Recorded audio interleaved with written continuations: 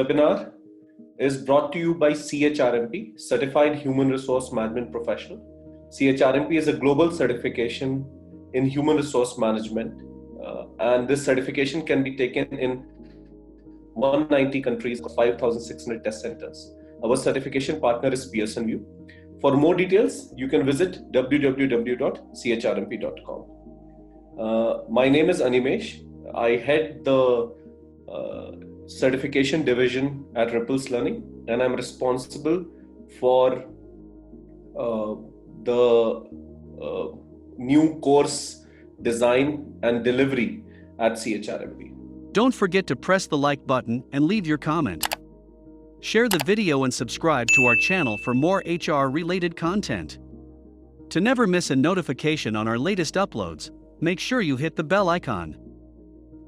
Now, coming to topic of the day, I think topic of the day is very interesting. It is about compensation and benefit, and we would be discussing 5 strategies for effective compensation planning, right? And what should an HR know about this is something that we would be talking about. This is how we have structured this webinar. We would be understanding first, it's important to create an understanding about compensation and benefit in its true sense. And once we have that understanding, we would be talking about various equities, and we would be then talking about compensation planning and the 5 strategies. And then we would be talking about a bit about CHRMP, and then I would let you ask as many questions to me as possible so that I can help you, I can guide you, and I can increase your understanding of the topic of the day. Now, very, very important for us to understand, like, we have been hearing this for very, very long, isn't it? There are different ways of projecting it, discussing it, but if you look at, we have compensation, we have benefits, and some terminologies that also we use is payroll. Right now, let's understand that when we talk about payroll, it is about implementation of what has already been planned in compensation and benefits. So payroll is the act of creating of pay slips for employees based on various factors. Factors like salaries, factors like the compensation that has been decided, the benefits that we are looking at giving or including, the leave that employee has taken, all that put together is payroll. So it's the execution part is payroll. When we talk about the planning part, the compensation and benefits. So you have compensation and benefits planning, or compensation planning and benefits planning, depending on the nature of business, nature of organization, etc. But it's very, very important for us to have an understanding of what these terminologies mean so that we can plan it better, right? So compensation is nothing but a systematic approach of providing monetary value to employees in exchange of work being performed. That's very, very important. Let's understand this, right? That compensation is nothing but monetary value. It is the monetary value. It's the money that is being given. It's the cash that is being given. It is something that is being offered in exchange of work that you are performing, and that is what compensation means. Benefit, on the other hand, is the non-monetary value. It is a systematic approach of providing non-monetary value to employees in exchange of work being performed. And it, apart from compensation, which talks about the money being given, it also assists in motivation, in retention, etc. Right? Is this clear to everybody that compensation is the monetary value and benefit is the non-monetary value? When we say compensation, we mean money is being given. So for example, if you take up a payroll and there are different components under it, wherever money is being given, that's a compensation component. And wherever cash is not coming in hand, you're not receiving it, right? That is benefits. That is the non-monetary value. For example, when we talk about, let's say, a payroll, you might have a component like basic. Now, basic is a component of compensation. Medical insurance, on the other hand, is a component of benefits, right? So organizations which are looking at keeping morale of employees high, and they are looking at a very, very hygienic compensation and benefit policy. They are aiming at planning compensation and benefits separately. So you can have a compensation strategy or you can have a benefit strategy. When we talk about compensation strategy, you can have a lead strategy, a mid strategy, or a lag strategy, right? Mid strategy is sticking to what everyone around is paying. Lag is paying probably less than what the industry is paying. Lead is being aggressive, being follow through in terms of getting and hiring the most talented people on ground by offering them better compensation. And similarly, even in benefits, you can have lead, lag, or mid strategies in terms of hiring, retaining, motivating talent. Yeah. So you have compensation, which is monetary, which is cash driven, benefits, which is non-monetary, and it is not cash driven, but it's benefits driven. It's something, anything which is not, which does not involve money is about benefits. Now, with this understanding, to be able to plan anything better, right? I think it's important that we understand on what factors does this depend on. Very, very important. This is, in fact, anything that we do, planning is very important. In fact, when we talk about, let's say, a vacation, even then, planning matters a lot, isn't it? What are the factors on which our vacation planning depends? If people can answer quickly, if we are planning a vacation, what do you think are the factors on which the vacation planning depends? Right? So you have location, you have budget, you have how you are traveling, with whom you are traveling, what are the dates, availability in hotels, right? The weather. These are all factors on which vacation planning depends. So to be able to understand compensation planning better, or to be able to strategize compensation planning, I think it's important to know the factors on which compensation planning depends. And when we talk about factors, there are different factors that are there. For example, experience, how much experience does a candidate have, is a factor which decides on compensation and benefit. The designation that the person has in the organization is a reason for planning of compensation and benefits. The type of work, for example, there can be different type of work. People might be working in day shift, they might be working in night shift, right? The work may involve a lot of travel. The work may involve in going to dangerous areas. The work may involve strategic solution thinking kind of role. So technically, that also is a reason and a factor on which compensation benefit planning depends. Manpower availability, isn't it? If there is a lot of manpower, similar skilled people, then the cost of hiring or cost of compensation or cost of talent acquisition in terms of salaries, in terms of benefits, in terms of compensation comes down. So manpower availability is very, very important. If you have less number of, let's say, software engineers, then companies will go all out in terms of wooing them, paying them more. If you have too many software engineers, the overall salary will come down. Cost of living is very, very important factor in terms of compensation. If you're staying in costly cities, then the compensation component for the same designation may go up compared to a 2-tier or a 3-tier city, where cost of compensation may go low because the cost of living is less. Competition, what is the market situation? That is very, very important. What is the competition paying?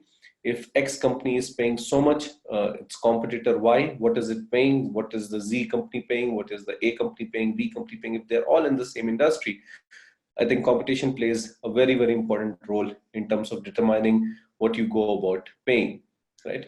Another factor which is very important for effective compensation planning is performance of an individual, right? Qualification, what the person has done, studied, all this whether the person is a chartered accountant, a doctor, uh, um, an MBA from Tier A, Tier B, Tier C institute, all that matters a lot.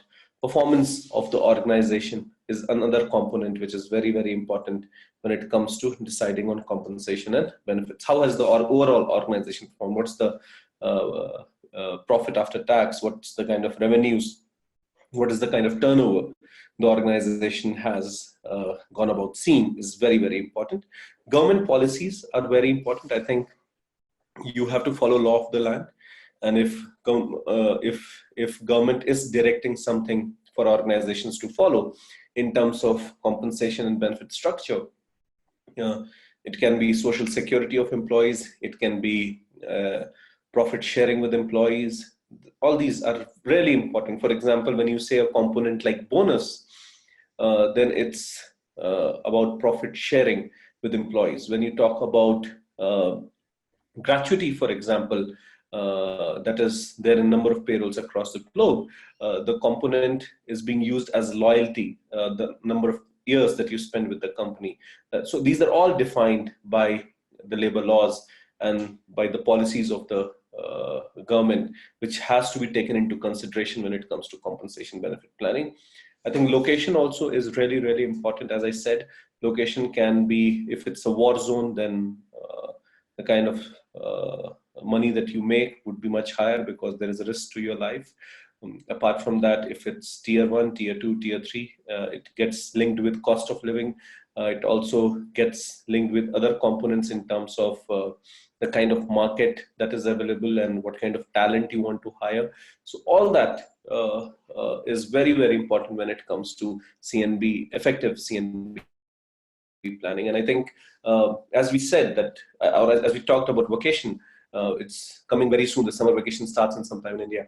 But otherwise, if you look at when we talk about vacation and when we talk about all those factors on which vacation planning depends, similarly, any planning depends on factors, and compensation planning depends on these factors. Factors like experience, designation, type of work, manpower availability, cost of living, competition, performance of individual, qualification, performance of an organization, policies by government, and location, right? There can be more factors as well, but these are some of the key factors on which compensation planning depends. Now, if we look little in detail on all these factors, we would realize that these factors can be further classified, right? For example, these factors can be classified as internal factors, external factors, and individual factors, right? If we look at what internal factors can be, factors like experience, designation, type of work, qualification, performance of an organization are all internal factors. So when I say internal factors, I mean anything which is in complete control of the organization, right? It can be internal, it's internal to the organization. It's not getting impacted by, I mean, I would not say it's not getting impacted by what's happening outside, but the complete decision making in terms of how you want to influence it as part of planning is it's internal. How you treat experience is internal. How you name the designation and how you frame the designation and how you want to take a call in terms of what experience gets associated with what designation is completely an organization's internal decision. The kind of type of work that you go about choosing, the kind of diversification that you want in work, the kind of job enrichment or job enlargement that you're looking at, right? Doing with organization, doing with the role or the kind of work, primarily how it shapes up, is completely a call of an organization, and it's an internal factor. Similarly, how you treat qualification is your call, it's the organization's call. And how you define, for example, hiring from different colleges or different certifications, how you qualify and quantify them within the organization for different designations. It's a call that the organization makes. And performance of the organization, end of the day, how the entire organization performance is, again, it's an internal factor. It's within the organization. It's because of things happening within the organization that the call is made. So all these factors. So out of this broad component factors that we talked about, I think these 5 factors primarily, and it can be more as well, are internal in nature, are specific to something that is within the organization, right? Now, when we talk about external factor, this is when organization doesn't have complete control, and it is something that is outside the organization, which is influencing the compensation benefit decisions. For example, what a government decides. Government decided, let's say, on increasing the maternity benefit in terms of number of weeks. No, it's not in an organization's decision. Tomorrow the government decides that any layoff that would happen would not involve, let's say, X months of pay. It would involve X plus 3 months of pay. Then the organization will have to go about following, because this is not in organization's control. How a location works, how it works across. For example, when we talk about a city like Bangalore, let's say, about 10, 15, 20 years back, it was this peaceful place where people would want to retire. And now if you look at in last 15, 20 years, the kind of urbanization and industrialization, the kind of, I would say, IT companies, ITization that has happened is something that changes the way location works or cost of living works. Similarly, manpower availability is not in organization's hand, and how competition and what other companies pay is not in organization's hand. These are all factors which are external to the organization, and these comes under external factors. And what comes as individual factor is one, which is performance of an individual, right? A very good performance may need some kind of compensation or benefit decision that needs to be made to be able to keep the employee happy, to be able to keep the employee motivated, to be able to keep the employee contented. And that also is a factor which influences compensation and benefit decisions. Wonderful.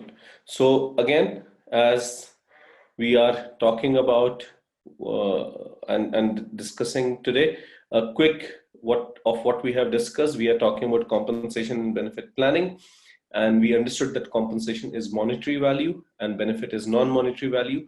We understood that for effective planning to happen, we should understand the factors on which the planning depends, and we listed down all the factors, major factors on which compensation benefit planning depends, and then we divided them into internal, external, and individual factor. Right. So basically, when we talk about compensation benefit planning, I think it's important that the planning involves balancing internal, external, and individual factors. That is something that is very, very important. However, a small correction in here, in compensation and benefit, we don't call it factors, we call it equity. Right?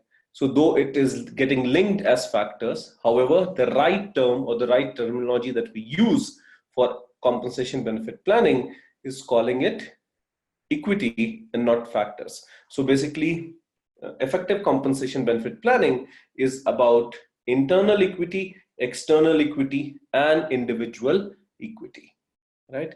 It's about balancing good, efficient, effective compensation and benefit planning is about balancing internal, external, and individual equity. So one very, very interesting thing that we would be learning today, or we would be aiming at getting an understanding of, is how do we achieve this? What strategies do we use to achieve internal, external, and individual equities? Right. Now, another thing that impacts planning is what are the objectives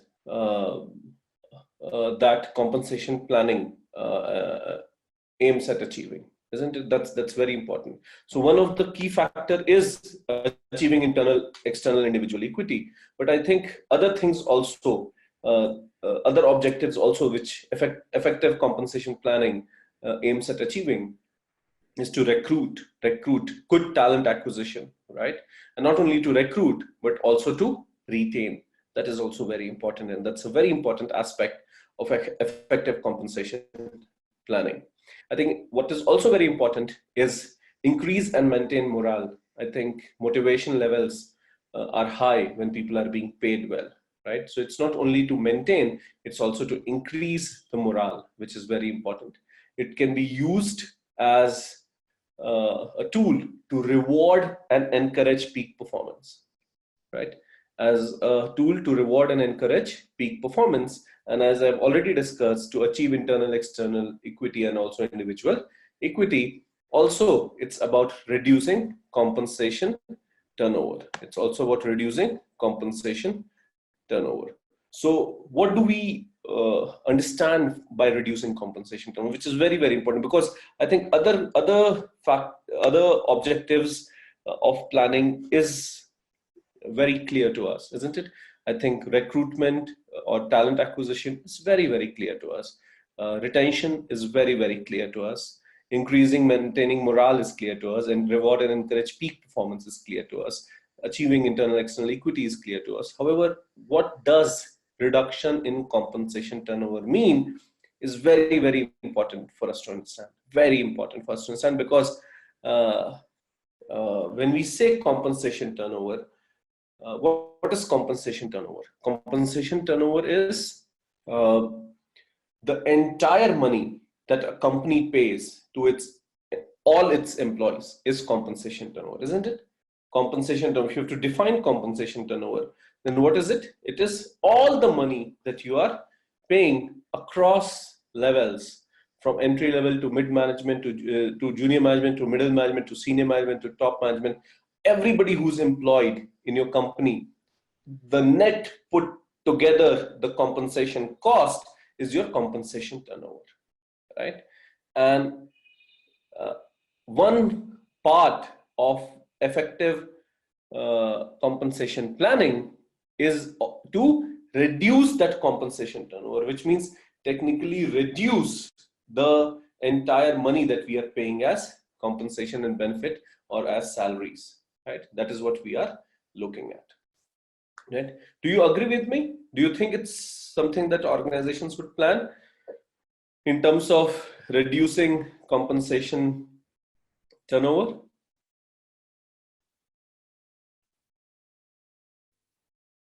Yes, to basically reduce salaries, right? It may be difficult because if we see year on year, everybody's salaries increase, isn't it? Everybody's salaries increase. So we will look at figuring it out in terms of how compensation planning would aim at reducing compensation turnover, right? Now, one thing that we understand is that organization wants to make profits, right? And how does profit happen? Profit happens when there is increased revenue, right? Also, profit happens when there is reduced cost, right? Now, if an organization wants more and more profit, this two things should go in hand, which means revenue should increase and cost should reduce. And one of the most effective way of reducing cost is reducing manpower cost, which is compensation cost. So revenue increase is about having better sales target, covering more locations, selling to more people, reaching out to more audience, X and Y and Z, and reducing compensation cost. I mean, it depends on the industry as well. For example, when you talk about an industry like manufacturing, they have a lot of cost. They have infrastructure cost, they have production cost, they have raw material cost, they have salary or compensation costs, they have inventory management cost, they have storage cost, they have transportation cost. All this is there, right? But when we talk about something like, let's say, a bank, or when we talk about an industry like IT, you don't have raw material cost, right? You do not have production cost. You do not have, there is a transportation cost, but that may not be as high as transporting the material, which has been manufacturing kind of cost. So basically, you remain with two or three broad costs, and infrastructure cost and compensation costs, right? But you're paying salaries to employees, and apart from that, the office, the infrastructure that we are talking about, right? So which technically means that if we are aiming at reducing cost, it can only be done in these two segments, right? And even if it's manufacturing, they would look at reducing cost all across. So reducing compensation turnover today is a reality. And we will aim at understanding how it happens. I do understand that it looks a little difficult because from a very, very generic perspective, if we go about seeing this, then salaries are increasing year on year. Whether it's 8%, 10%, 6%, 15%, 20%, whatever it is, people are earning more year on year. However, mm, uh, from an organization perspective, he's not looking at entirely on one individual's salary. It is looking at aiming at having a strategy that reduces the overall compensation cost, because that's how organization is seeing it. Organization is not seeing how much X person is getting. It's aiming at achieving what we are paying altogether as compensation. And if the percentage increase last year was 12%, we should reduce it to 8%. Or if we paid, let's say, $100,000, which is pretty less, but $100,000 as overall compensation cost, why not reduce it to 96 or $98,000, let's say by about 2%. So effective compensation planning is also about reducing compensation, right? It's very, very important. So it's not only about retaining, rewarding, recruiting employees. Two key components of compensation benefit planning, and mainly compensation planning, is bring in internal, external, and individual equity. And second is to reduce compensation turnover. To reduce compensation turnover, it is really, really important. Very, very important, right? Now, how do we do that? How do we plan for this, right? And this is where now strategies will start coming in. We will start learning more and more strategies in terms of how do we go about balancing various things and achieving what compensation planning objective is. So again, before we start with strategies, I think very, very important for us to understand that key component to effective compensation planning is balancing internal equity, external equity, and individual equity. And it is also about reducing compensation turnover. And in next half an hour, we would be understanding some strategies, some examples, something that has been happening in the industry in terms of creating that balance, and also in terms of reducing compensation turnover, right? So one of the things that we do in terms of balancing internal equity, right, is creating salary slabs or salary structures, right? Very important for us to understand this. Again, internal equity. Now, what were the internal equity factors, right? There were internal equity, isn't it? What were the internal equity factors? It was experience, it was designation, it was type of work, it was qualification, it was performance of an organization.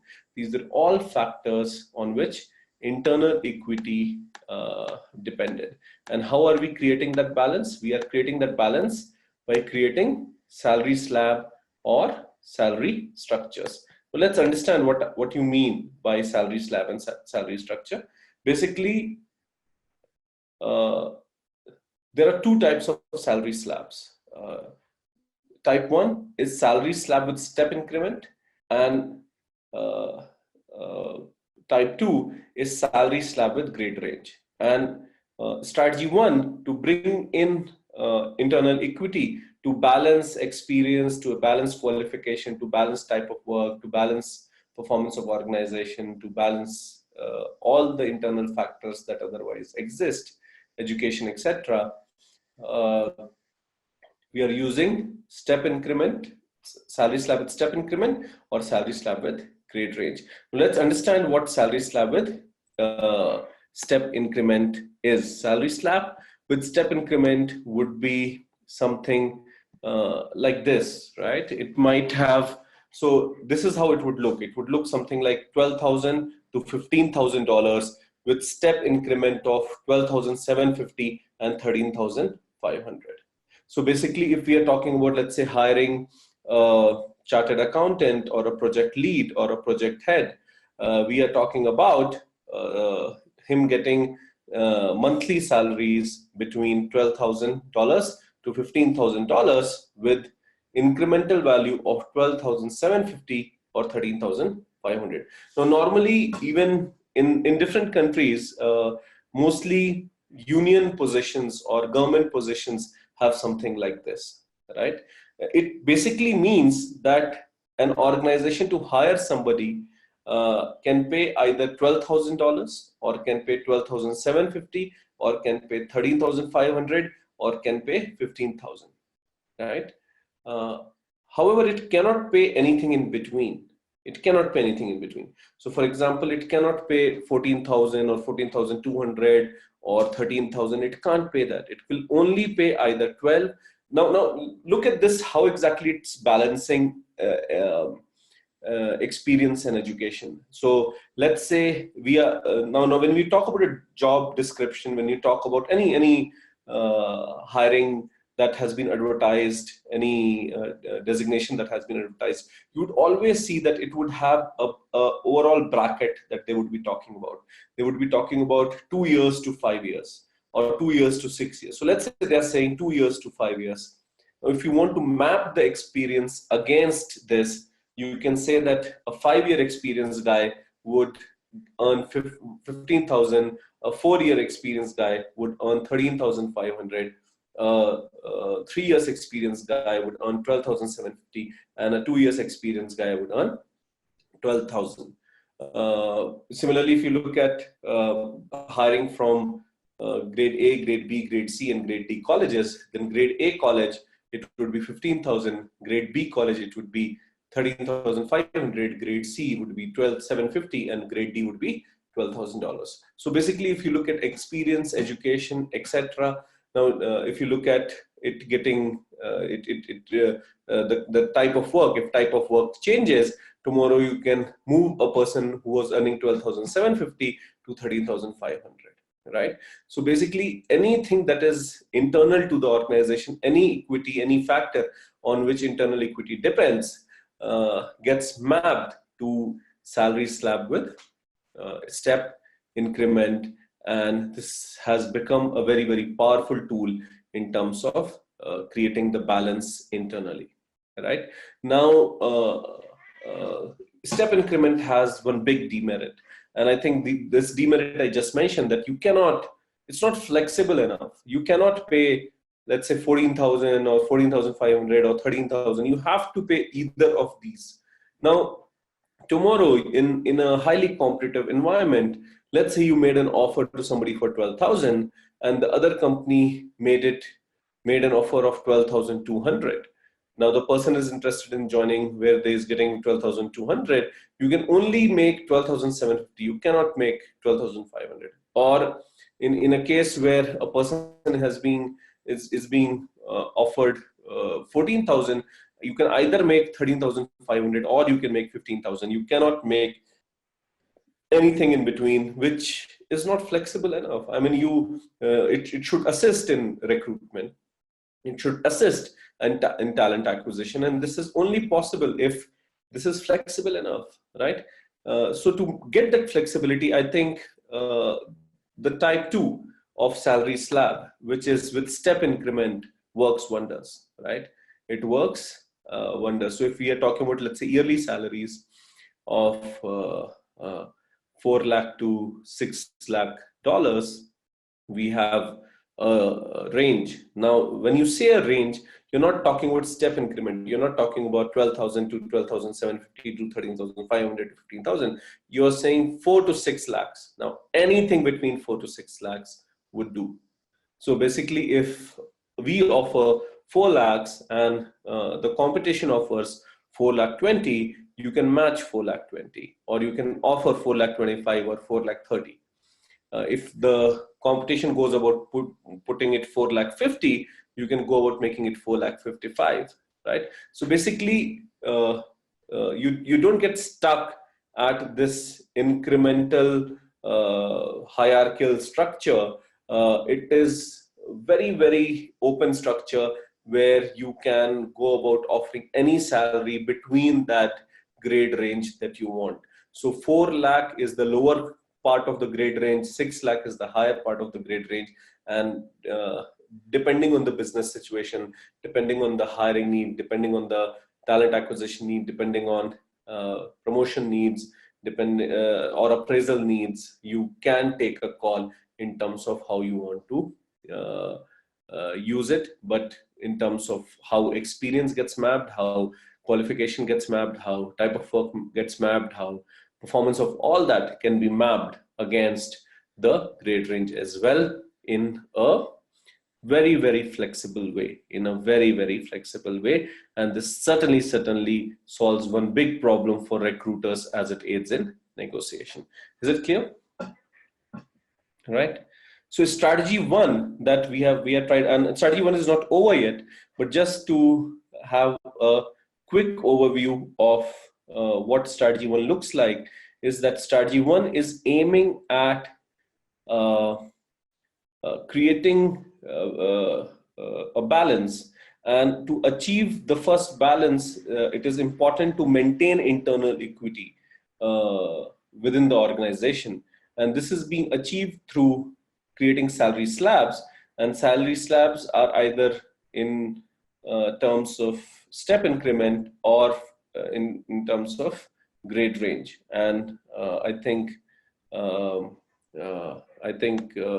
I have written step increment. Basically, it's called grade range. It is nothing but grade range. If you look at the previous slide, it was step increment, and this one is grade range. It's called grade range. However, one of the key component in terms of whether we are talking about step increment or grade range is maintaining the median. It's really important. So I think the strategy one would not be complete if we don't talk about maintaining the median, which is very important. Now, why is it important? It's important because salary is not only the component which is driving how much I earn. Humans have a tendency to compare. So let's say I was offered a role for $4 lakh, and I was really happy and I joined the company, and tomorrow I find somebody sitting next to me asking me doubts, earning 5 lakhs, right? I would be like, what is this, right? I should earn that money, and I would then immediately be demotivated, or I would immediately be looking for opportunities apart from that company, because I know what I'm worth now, right? And what companies are paying. So we are constantly, it's it's an emotional thing, right? And a salary is an open secret. Now, why it's an open secret? Because most of the people do at some point of time go about discussing how much money they make, right? But then they cannot really go back to management and say that you have paid him more, so you pay me more also, right? So it's open, but it has to be a secret. It's an open secret. Now, in that ambience, in that, how do we not only recruit but also retain people? So to retain people, I think one of the key components that helps is maintaining a median. Now, what is a median? Median is the midpoint of the salary slab. And when we are hiring for a particular designation or a particular team, we have to ensure that the average salary for the team or for the designation or for that level within the organization meets the median. So for example, if we are talking about 4 lakhs to 6 lakhs, the midpoint or the median is 5 lakhs, And when we are, let's say, having 10 people in a team who are working at the same designation, it's important that their average salary is around 5 lakhs, right?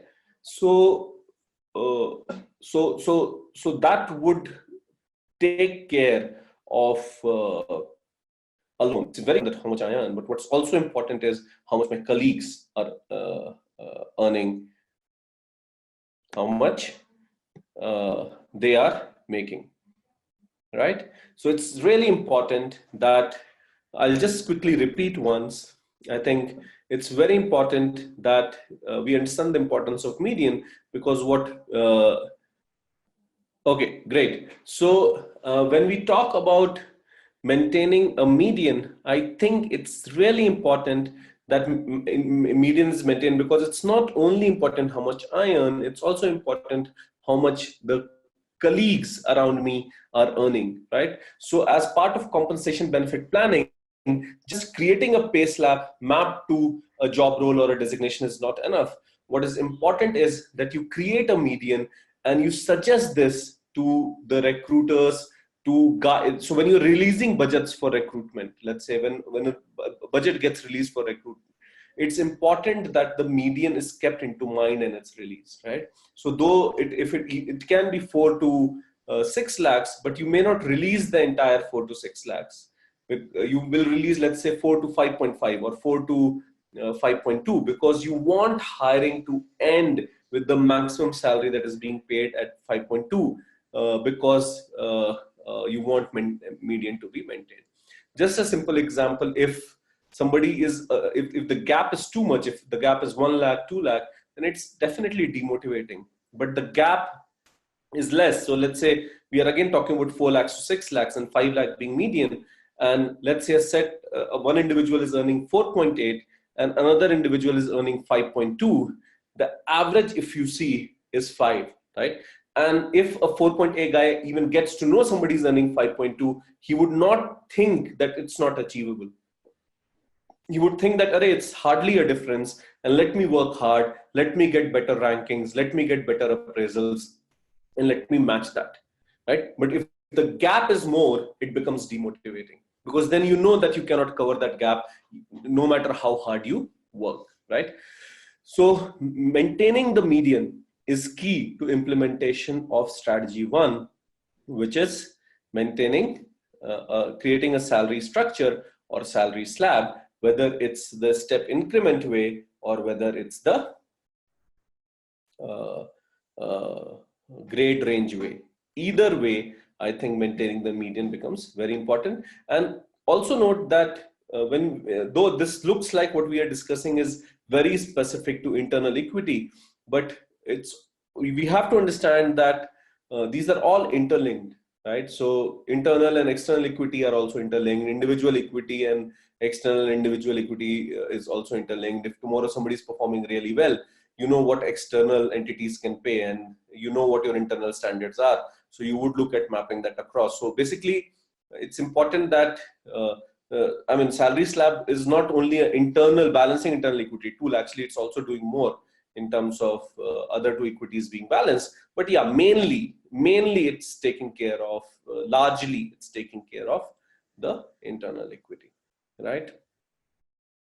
Okay, now strategy 2 that we need to understand uh, uh, as part of what we teach in CHRMP, Certified Human Resource Management Professional, is also external equity, isn't it? I think it's important that we balance external equity. Now, what is external equity? Again, external equity is what's not in organization's control. So location, cost of living, availability of manpower, what the competition is paying, government policies, etc. I think these are all that is happening outside the organization, and that information is really important for us to be able to plan effectively. We should be able to plan our compensation and benefit well, and for that, this information is important. So I think one key criteria in this as part of strategy is gathering information and studying information and getting definite measurable outcomes through that, right? We cannot make a, a very generic decision or a feeling based or gut based decision that, oh, X company would be paying so much, no, Y company would be saying so much, oh, let's go to X state or X country and we can hire because there are so many engineering colleges or manufacturing companies, etc. It would be easy. No, you should not go about making these generalizations. I think it's important that we make database decisions, and database based decisions comes through uh, uh, studying what's happening in the market on all these parameters. Parameters of location, parameters of cost of living or inflation, the parameter of availability of manpower, the competition, etc., etc., etc. I think it's really important that we are able to make a more analytical or data-based decision, and this can be done by studying salary surveys. I think that's really important. It can be done by studying salary surveys. A lot of salary surveys are available in the market. There are some top-notch organizations who go about doing this. There are a lot of smaller setups who go about doing it. Some companies which come up with salary surveys for respective countries or regions are William Mercer, McKinsey, Hewitt Associates, KPMG, etc. But apart from that, I think every government in every country goes about coming up with what you call is salary reports or pay commission reports, which you can go about accessing or buying. And then that gives you various indicators. They give you indicators of average salary, about inflation, about cost of living, about how salary budgets are being managed, about the kind of hikes and appraisals that are being done, about industry-wise salary, is industry and level-wise. So it can be, let's say, manufacturing industry entry level is giving 8% hike.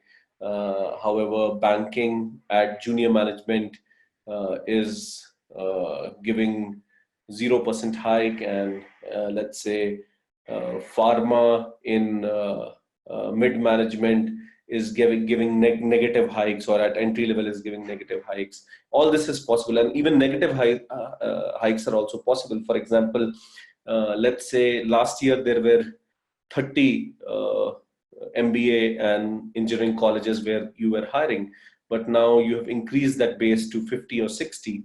Now, the moment you have increased that base to 50 and 60, and let's say the net number of people you want to hire remains the same, you can go about negotiating better salaries at entry level, which means, let's say, instead of paying $10,000 per person, you might now be paying $6,000 or $7,000 per employee, and you may get the same set of crowd or prospective employees with similar skills, though you are saving cost, right? So all these are possibilities, right? All these are possibilities, but to be able to do it better, I think it's important that you have to study, and this is very, very region specific, state specific, country specific, and industry specific. So this effective external equity planning can happen as part of our strategy is by studying this, and as I said that once you have these inputs, you can relate it to your current structure. And the current salary slabs that you have, and accordingly take a call in terms of what your standing in the industry is, right? Balancing internal equity and is also internal equity, actually, for example, also depends on how you create that slab. So one thing that probably also comes into picture is the skill or the competency needed to do the job, and how it gets mapped to creation of the salary slab. So when you write down about the skills and competency and you create levels across it, you use tools like point plan or hey plan or anything else in terms of mapping it across. I think that's when you understand that at what level of skilled people, what are the competencies that people have and what they are getting paid across, and how much you should pay them. This is very, very important. So basically, I mean, because it's a webinar, I cannot discuss this, but otherwise, it, point plan is a very strong method which helps you balance both internal and external equity.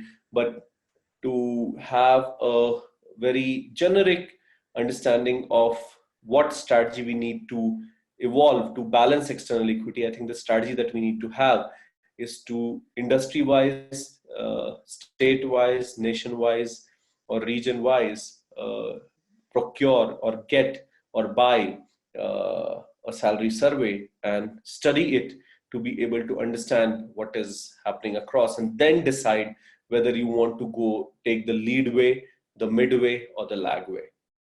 Right? That is something that can be done. Now, coming to strategy 3, I think it is about balancing individual equity. That's very, very important. Now, let me give you an example. Right now, let's say there is a salesperson, and the salesperson's salary is $10,000 based on 100% achievement of results or target, right?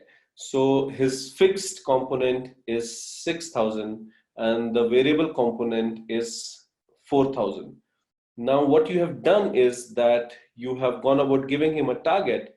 Let's say you've given him a target of 1 million, and based on that 1 million, the person can earn up to 10,000 rupees, but you're stopping it there, right? So 6,000 is what you are paying him as part of fixed component, and based on achievement of target, he can make another $4,000. Now, this seems good because if the person is performing, he's taking good. But let's say there has been an exceptional performance, right? The person has gone about not selling for 1 million. The person has gone about selling for, let's say, 10 million or 15 million.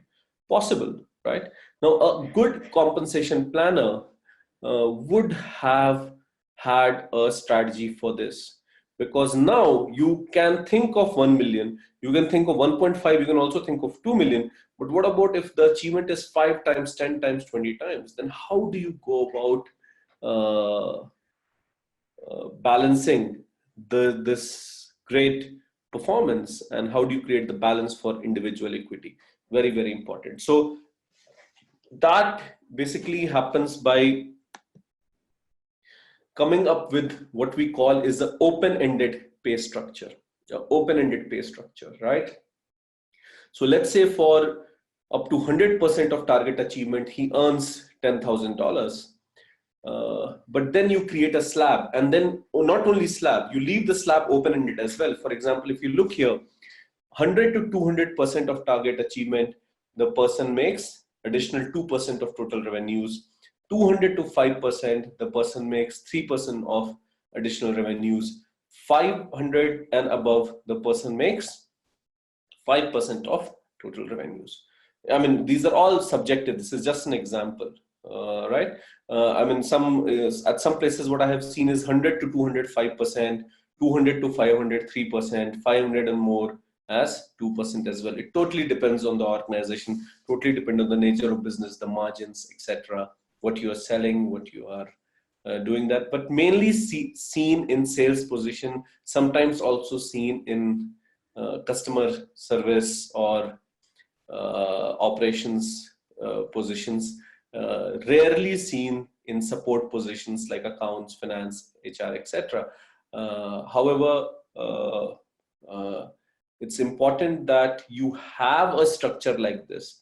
Otherwise, if you are a big organization and somebody does this performance, you don't know how to go about accommodating that, right? You don't know how do we go about paying him.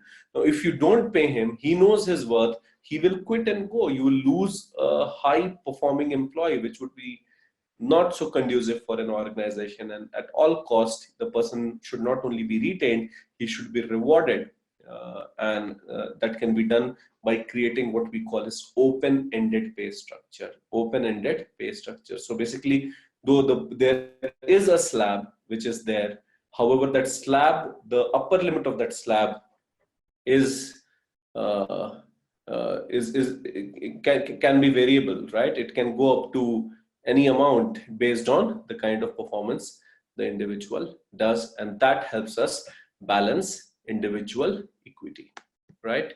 Now, strategy 4 that we are talking about is about reducing compensation turnover. Now, how do you reduce compensation turnover? So I think the age-old method that organizations have used so basically, first 3 strategies that we have learned, the first being about internal equity, the second being about external equity, the third being about individual equity, the fourth strategy and the fifth strategy is about reducing compensation turnover. So I think fourth strategy is a very easy, very simple, very sweet strategy. I think organizations have been doing it for ages. They have gone about hiring interns or commission-based agents in a lot of places in terms of full-time employees, and they have to only pay when there is a performance, or they have to pay less, right? So I think and I have started with this strategy because it's such a simple strategy, isn't it? And just to be aware of that, it is nothing but a reducing of compensation turnover strategy, hiring interns or hiring commission-based agents for various roles is something that is a reducing compensation turnover strategy, right? Now, coming to the fifth strategy, I think, again, reducing compensation, I think one of very interesting strategy is ESOP, right? Giving ESOP, which is employee stock options. Employee stock options. So you would have heard of this, that a lot of companies go about offering shares to their employees. Now, how does it work? Now, initially it was about ownership, it was about employee engagement, it was about making employees having a feel of giving them ownership, involving them to the larger mission and vision of the organization. It was about job satisfaction, it was about employee happiness. However, lately ESOP has also turned out to be a compensation turnover strategy, reducing compensation turnover strategy. Now, how does this work? So let's understand what is an ESOP. ESOP is a share value of the company based on a projection that is being made in terms of what is the proved valuation of the company, right? Now, this is not necessarily the real revenue turnover. This is not really the real revenue, but this is valuation of the company on paper.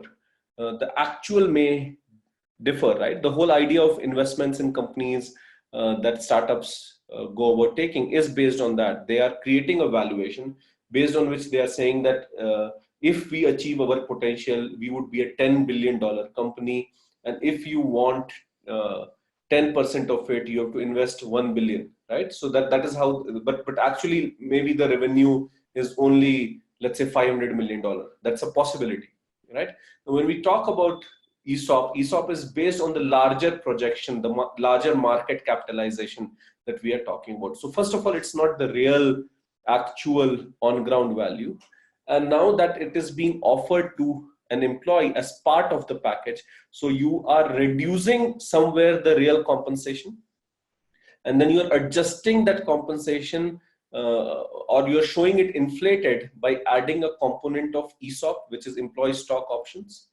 And then you have a lock-in period for that ESOP, which technically means that by joining the company and getting the share, the person cannot sell it off, right? He can sell it off only after either in packets or only after finishing particular tenure. For example, let's say the tenure is 3 years. So only after finishing 3 years, you can go about selling this across. Now, if you don't finish 3 years, then you resign and you go and you're not able to benefit out of that ESOP, right? And now this ESOP moves to another person who joins in place of you, and he gets that ESOP. And if he also doesn't finish 3 years, he again does not benefit out of that. So basically, there is paper exchange. Paper is moving from one desk to another desk, to another desk, to another desk, but you are not able to really benefit. I would not say you, but I would say that an employee is not able to really benefit out of it. So one is this long tenure lock-in, let's say only after 3 years. The second is, let's say 100 shares are given, and every year you can go about selling 20%. So 20 into 5 is 100, right? So it's, let's say, 5-year tenure. So after finishing 1 year, 20% you can go about selling. Finishing second year, another 20% you can sell. Finishing third year. But technically, still in compensation part, you have been given 100 shares, and that you have what you would have actually paid, you have gone about paying little less, and then you have this whole lock-in that's coming across, and whole idea of share is based on market capitalization and not real value. And if in case you're leaving early, which is mostly the case, and that's how strategies are made, that not everybody finishes that tenure. They look at data analytics before and see that X percentage stay back, Y percentages don't, and that would overall help us reduce the cost by, let's say, 2% or 1% or 5%. You go about deciding your employee stock options, which is very interesting, isn't it? It is really interesting when we talk about employee stock options, isn't it? Right? So when we talk about compensation strategies, strategy 1 is salary slabs, strategy 2 is salary surveys and studying that across, salary 3 is having open-ended pay structures, strategy 4 was a simple strategy, not so, I mean, just to introduce you to the idea of reducing compensation turnover. It was interns and commission-based agents that you hire instead of full-time employees.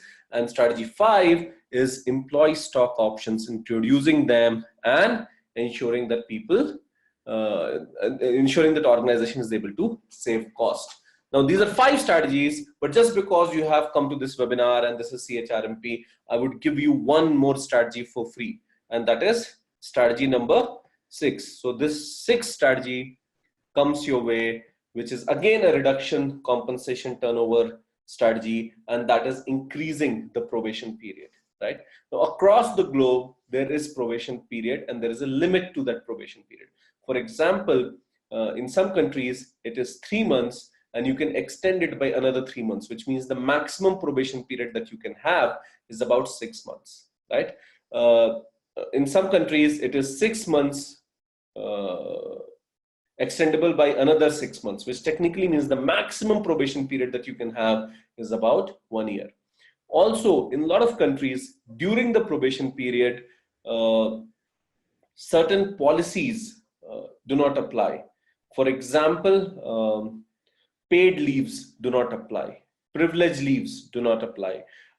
If you take any leave other than, let's say, optional or regional or national holidays or sick leaves, or maybe even sick leaves do not apply, or casual leaves do not apply.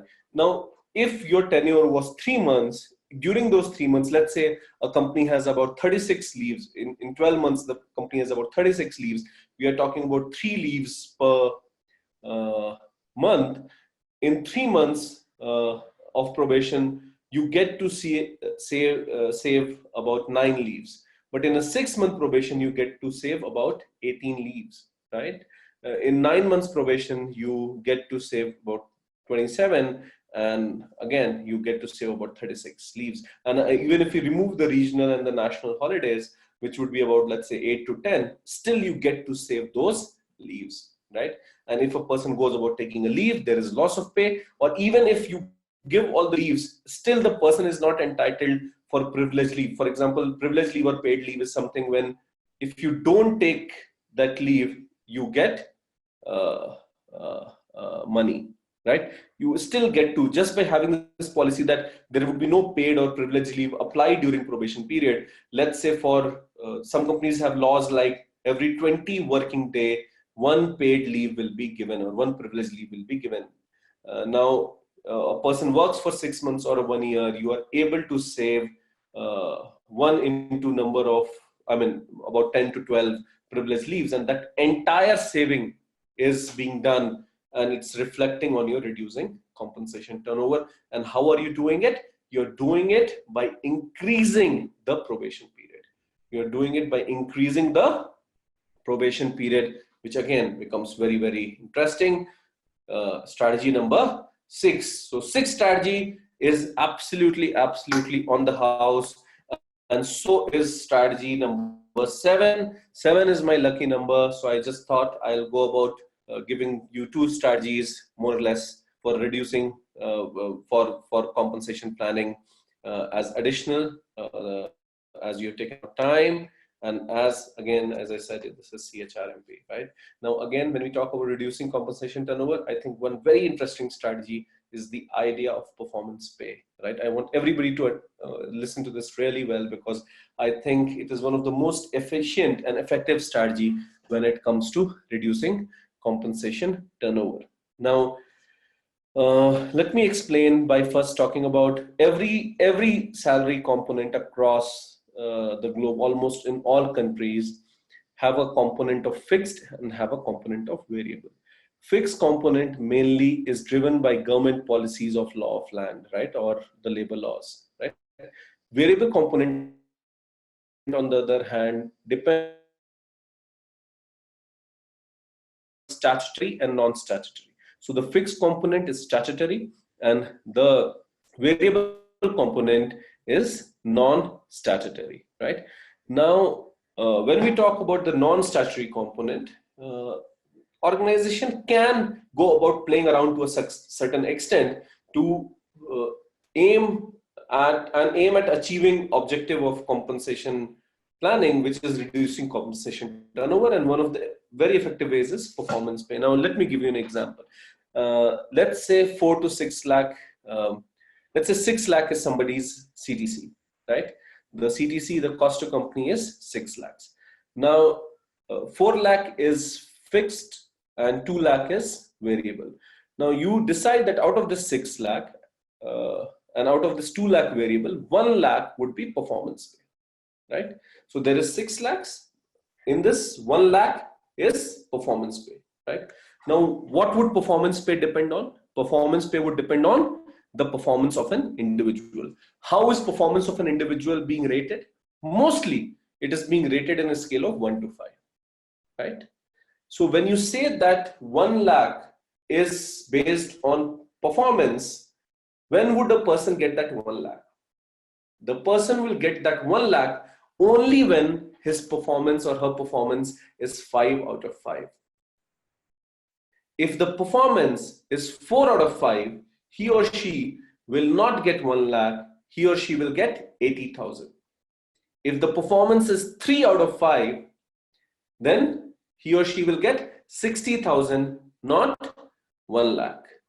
And performance 2 out of 5 will get 40,000, and performance 1 out of 5 will get 20,000. So the net CTC on paper, on offer letter, on appointment letter, etc. is 6 lakhs. 1 lakh component becomes part of performance pay. If a person gets 5 out of 5, only then the person is making 6 lakhs. How many people do get 5 out of 5? Very few, right? 5 to 10% in an organization, which technically means 90% people in your organization get to take home less than what has been committed through an offer letter or an appointment letter, right? When a performance appraisal happens, then let's say an average rating might be 3.5 out of 5. 3.5 out of 5 would be about 70,000, right? Which technically means that the net salary that you're paying is not 6 lakhs, it is 5.7 lakhs. It is 5.7 lakhs. You are clearly saving component of of cost that helps you reduce the compensation turnover. Is it clear? Everybody able to hear me? Everybody able to see me? Everybody able to see the screen? Right? Performance pay. Now, some organizations go a step further. They say performance pay part 2. What is performance pay part 2? Like Jaws 1, Jaws 2, like Jurassic Park 1, Jurassic Park 2. Part 2 is always a little more lethal than part 1. Part 2 says that we'll have something like a performance point, right? Anybody who reaches that performance point gets 100% of performance pay. So let's say 4 out of 5 is the performance point. Anybody who reaches 4 out of 5 gets the entire performance pay. So earlier in performance pay part 1, if you were doing 4 out of 5, you were making 80,000, not 1 lakh. However, in this new case, if you reach 4 out of 5, you make 1 lakh and not 80,000, which is good. You're earning more, isn't it? Then how is it reducing compensation? But what about people who don't reach that performance point? People who don't reach that performance point gets paid 50% less or 60% less than what they were already getting. So if somebody gets 3, actually he will only get 20,000, not 60,000. So because you have kept that performance point as a bait, where anybody who touched that performance point gets rewarded, but anybody who doesn't touch that performance point actually gets punished. So it's not a simple scale. 3.5 out of 5 is 70,000. No, 3.5 out of 5 is now being paid as maybe 2 out of 5, right? Only because you have not touched 4. So you can play around with performance pay and you can look at reducing the compensation turnover. Is it clear, everybody? Right? Strategy 1, strategy 2, strategy 3, strategy 4, strategy 5, and 2 on the house strategies, strategy 6 and strategy 7. Strategy 6 and strategy 7. Right? Yeah.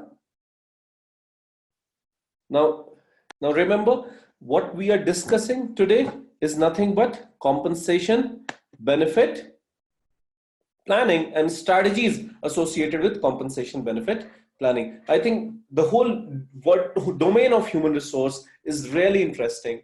I think one of the most diverse domains is human resource management. If you talk about the whole idea of talent acquisition, the whole idea of talent management, talent development, compensation benefit payroll, employee engagement, HR operations, all that put HR shared services, all that when it comes together, it creates the whole vertical of human resource. Everything has link with each other. For example, compensation is linked with performance, as I just spoke to you about.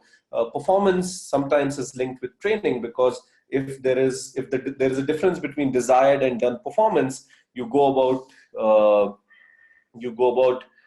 taking a call whether to train or to fire, but there is a linkage that comes across.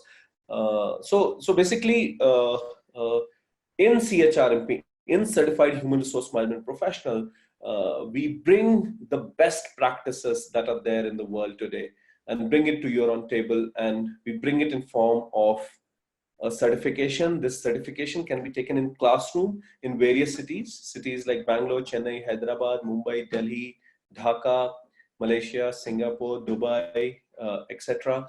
However, this can also be done at your own pace, at your house, at wherever you are, in form of self-paced learning. And I think I'll just take 3 minutes to briefly talk about this certification. I think CHRMP Advanced Certification is something that I would propose to you. If you're a fresher, you can do a foundation certification, but if you're experienced in HR or otherwise, you can go about taking up the advanced certification, and it would have different criteria. In self-paced program, everybody gets a username, password, and login, and it goes about watching episodes and links and giving quizzes and seeing the presentations and learning all these components. They can attend doubt clearing sessions that happen from time to time to ask the doubts that they have. And what gets covered is all these components like understanding business savviness, understanding the demand business partner, employee relation, employee engagement, employee branding, HR policies, learning and development, competency mapping, all this, so compensation, benefit, payroll, talent acquisition, all these different components you go about learning. And when it comes to its validation, I think CHRMP is one of the few globally valid certifications in the world today. You write a multiple choice questions that are there, and the certification partner being Pearson VUE. Pearson VUE is the same certification partner for likes of Cisco, for Microsoft, for Six Sigma, for project management, etc. The top-notch certifications in the world. CHRMP has the same certification, and anybody who aims at becoming CHRMP certified is aiming at getting the best knowledge that can push the career forward. Right? All this that I'm discussing today, these are the best of what is happening in the globe today. And I think if anybody who's serious about taking a career forward should invest in the most important thing, and that is themselves, right? And through knowledge creation, and not only knowledge creation, through learning and validation, which means you get to learn the best of what's happening, and you also get validated with something which is really special and which brings more credential to your profile. You are able to move to the next ladder faster, right? And that is what CHRMP certification is all about. Before I leave questions open to every buddy, I would just quickly ask, I'll probably, I'll probably share this across. This is the CHRMP Academy that I'm talking about. You log in into the CHRMP Academy, and once you log in into the CHRMP, this is your home page. You go to your dashboard, and you then go about seeing different programs. For example, CHRMP Advanced has compensation planning, competency mapping, job analysis, performance management, behavioral interviewing, employee engagement, also topics like talent acquisition, learning and development, HR policies, etc. Once you click on learning and development, you see all the modules which are there within learning and development. So there would be a series of videos, 10, 12, 15, 18 videos talking about the cutting edge concepts that exist in let's say L&D, and similarly in each topic. You start the program, and once you start the program, you get to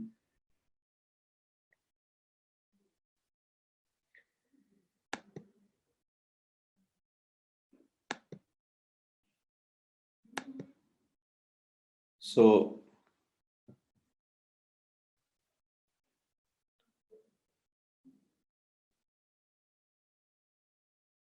it's taking a bit longer because probably I am on everything that is possible. I'm on Facebook Live. I'm in conversation with you here. So playing a video is taking time, but it's a 4K digital video with a lot of clarity, very good sound effect, a lot of material to read, presentations to go by. And after every module, there is a quiz that tests your understanding of the topic. Just to give you an idea of what it may look like.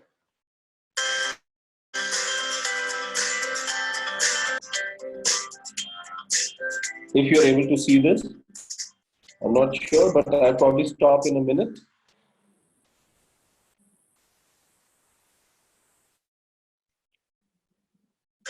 Think about the training programs you have attended in your life. Could be in your organization or even outside. All training programs have something in common. They are all trying to do one of these three things. They are either trying to enhance your knowledge, or they are trying to help you develop skills, or they are trying to change or influence your attitude. Right. So, and then probably you can go about writing quizzes and all that. All this is something that you can do. You can also visit www.chrmp.com to go and register for a free preview for one of the courses, and then probably take a call in terms of taking up the certification. The certification is available on www.chrmp.com. You should, as I said, invest in knowledge building, and you should invest in a certification like CHRMP. All the people at CHRMP has put in a lot of effort in terms of doing this, bringing this across to you. To learn more about compensation and benefits planning, visit our website by clicking on the icon above.